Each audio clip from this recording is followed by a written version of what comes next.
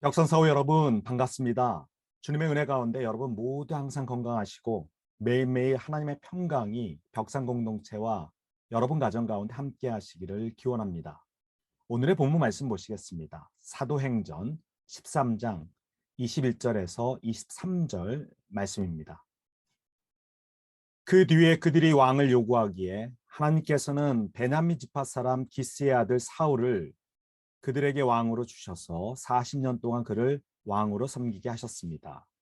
그 다음에 하나님께서는 사울을 물리치시고서 다윗을 그들의 왕으로 세우시고 증언하여 말씀하시기를 내가 이새의 아들 다윗을 찾아냈으니 그는 내 마음에 드는 사람이다. 그가 내 뜻을 다 행할 것이다 하셨습니다. 하나님은 약속하신 대로 다윗의 후손 가운데서 구주를 세워 이스라엘에게 보내셨으니 그가 곧 예수입니다. 아멘. 미켈란젤로는 르네상스 시대의 대표적인 예술가 중에 한 사람입니다. 미켈란젤로가 조각한 대리석상 중에 다비드상이 있습니다. 이 작품은 남성의 나체상을 아름답게 표현하고 있습니다. 이 대리석상은 높이가 5.17m에 이르는 거대한 조각품입니다. 미켈란젤로는 1501년 피렌체 공화국의 요청에 의해서 다비드상을 3년에 걸쳐 완성하였습니다. 이 대리석상은 현재 피렌체 시의 갤러리아 델 아카데미아에 소장되어 있습니다.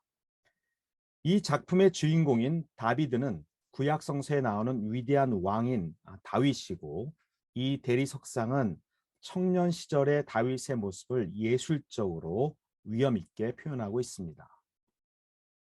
다윗이 누구입니까?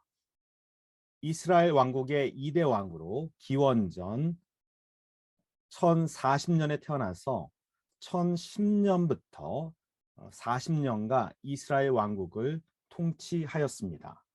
그는 양을 기르는 목자였고 또 하프를 잘 연주하는 연주가였고 구약 성서의 시편의 많은 부분을 기록한 시인이었고 또 이스라엘 민족을 쳐들어온 이 민족의 침략에 맞서 싸운 용감한 군인이었고 이스라엘의 첫 번째 왕인 사울 왕을 이어 이스라엘 12지파를 통치한 정치가이자 왕이었습니다.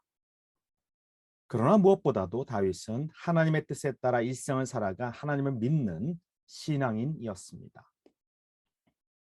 그런데 흥미로운 점은 조금 전에 본 다비드상의 주인공과 다윗을 전혀 다른 사람으로 생각하는 사람들도 많이 있습니다.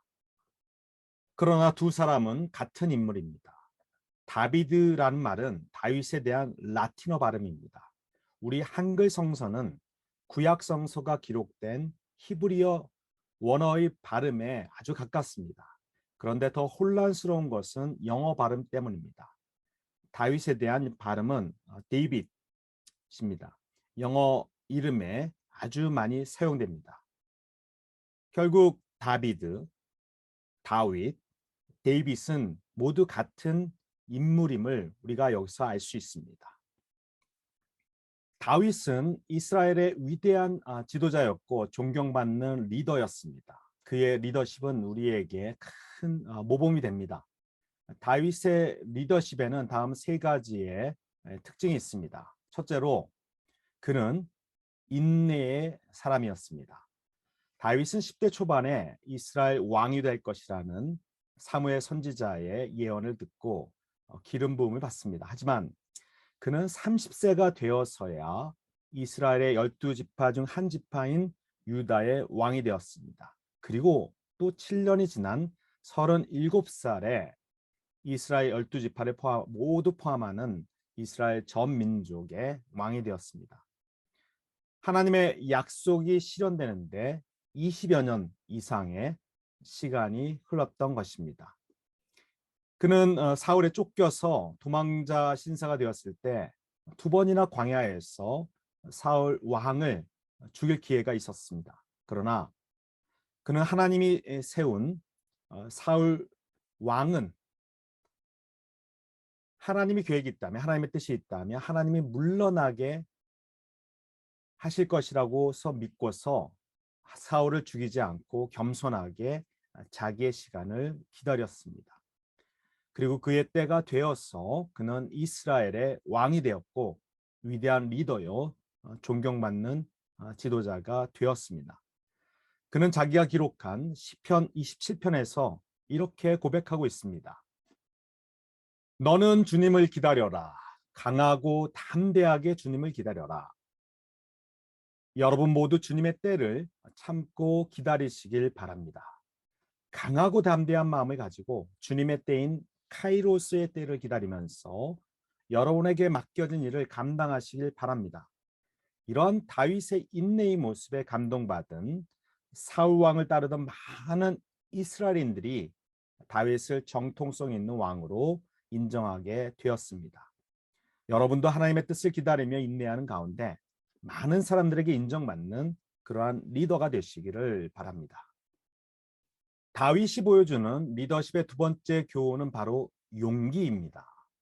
다윗 인생 이야기에서 빼놓을 수 없는 이야기가 바로 다윗과 골리앗의 대결입니다.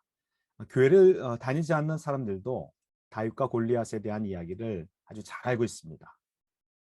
다윗이 목동으로 있던 청소년 시절 이스라엘의 적국인 블레셋이라는 나라와 이스라엘이 전쟁을 하게 되었습니다.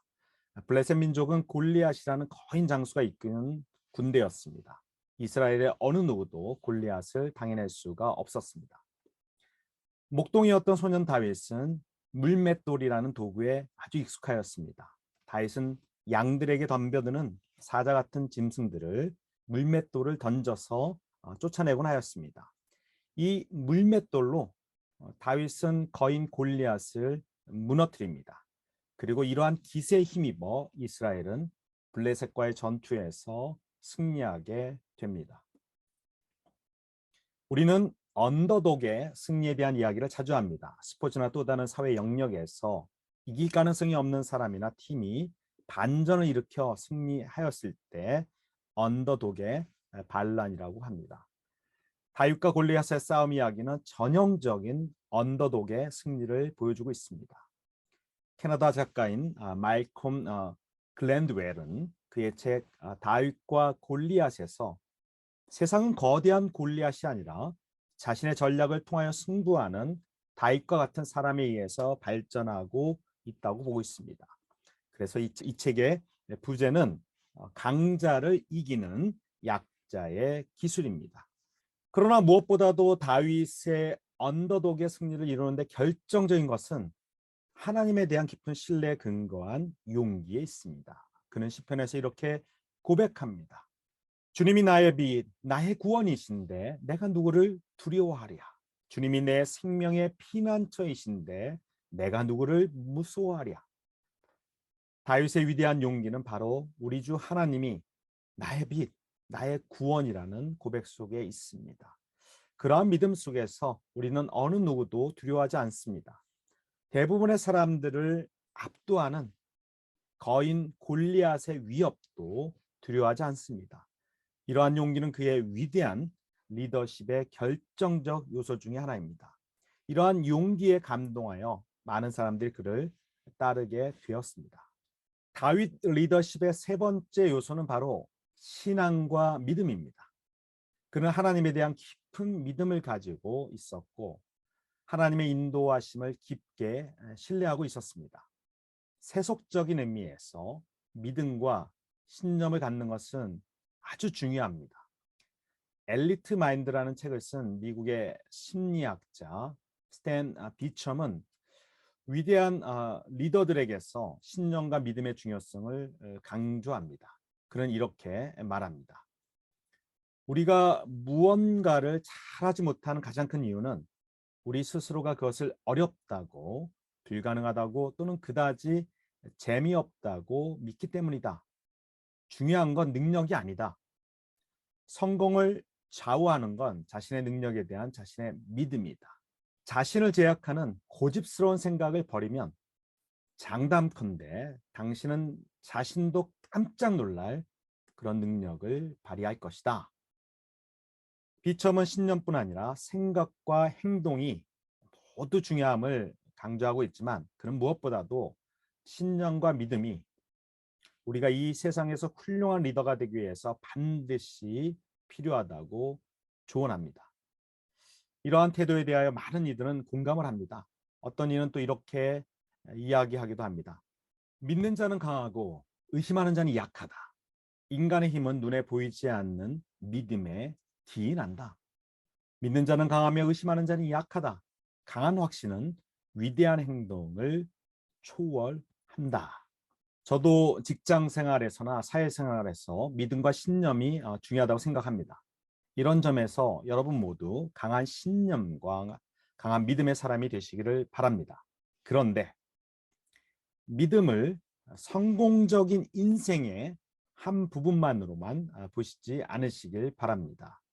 믿음이 어떤 일을 이루는데 아주 강력한 것이고 소중한 것이라면 만물을 지으시고 세상의 주관자이신 우리 창조주 하나님을 믿는 믿음은 또 얼마나 놀라운 믿음이겠습니까?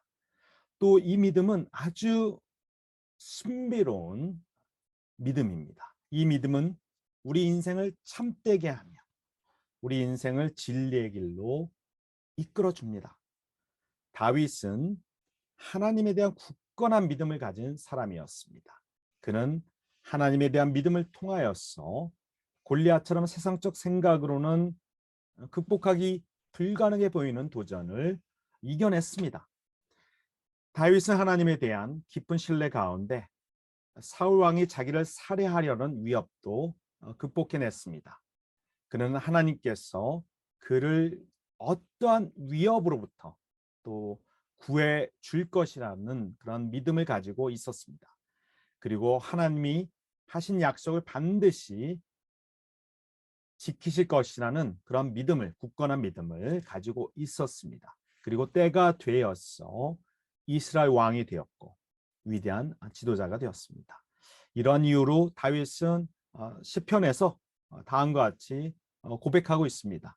누가 뭐라고 해도 나는 주님만 의지하며 주님이 나의 하나님이라고 말할 것입니다.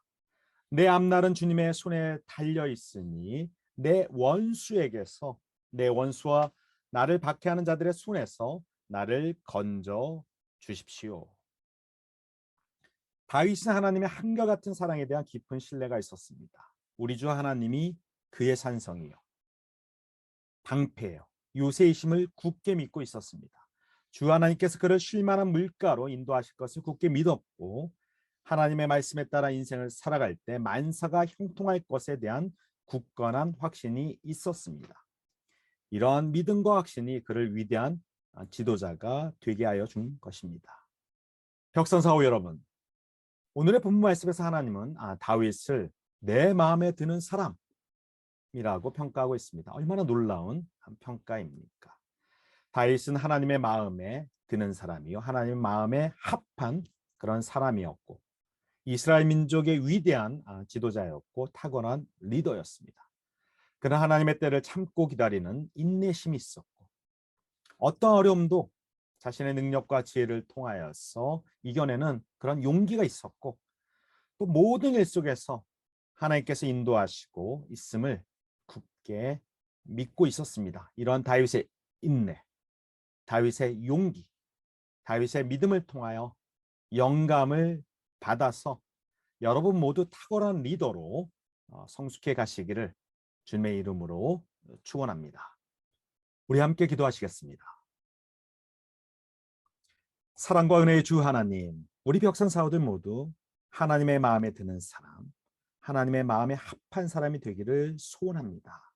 주님, 우리들 모두 다윗의 인내심, 다윗의 용기, 다윗의 믿음의 영감을 받아서 우리 인생 속에서 또한 우리 벽산 공동체 안에서 탁월한 리더가 될 수 있도록 인도하여 주시옵소서. 예수님의 이름으로 기도하였습니다. 아멘.